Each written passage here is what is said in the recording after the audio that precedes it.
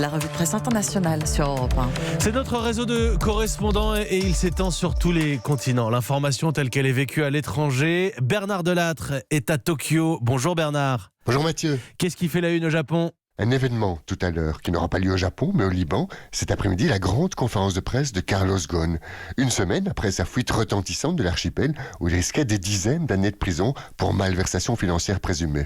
Toutes les télés se déchaînent contre le fugitif du siècle, comme elle l'appelle, l'ex-PDG de l'alliance Renault-Nissan. Elle se défoule aussi contre Carol Ghosn, son épouse. Selon les médias et les réseaux sociaux japonais, c'est elle qui aurait tout manigancé. Ici donc, on applaudit le mandat d'arrêt international dont elle fait désormais l'objet.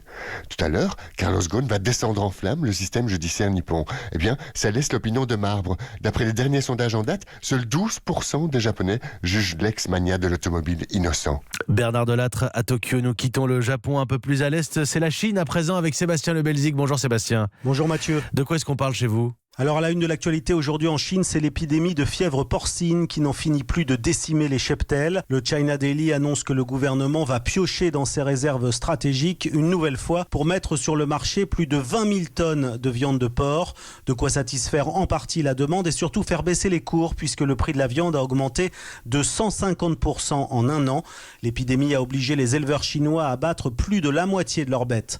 Et faute de porc, on mange du chien, écrit le South China Morning Post, qui explique que dans certaines provinces, on se remet à manger de la viande de chien pour compenser l'absence de porc dans les assiettes. Le quotidien de Hong Kong qui révèle également que des groupes mafieux utilisent des drones pour répandre le virus et faire monter les prix afin d'organiser un marché parallèle. Sébastien Le Belzic en Chine et là beaucoup plus à l'est, on revient près de chez nous en Europe. Blandine Hugonnet est à Rome. Bonjour Blandine.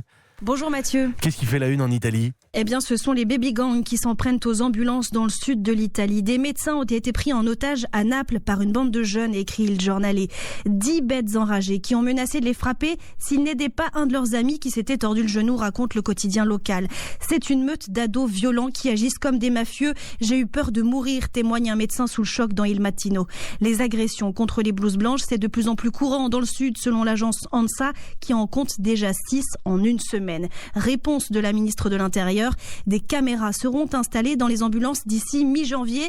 Mais face à l'insécurité, le personnel médical demande même l'aide de l'armée. Dans la Repubblica, un des secouristes s'indigne. On devrait finir dans le journal parce qu'on a sauvé une vie, pas parce qu'on a évité de se faire tabasser par un gang de jeunes. Merci Blandine Hugonnet. Cette revue de presse internationale, nous étions au Japon, en Chine et à Rome.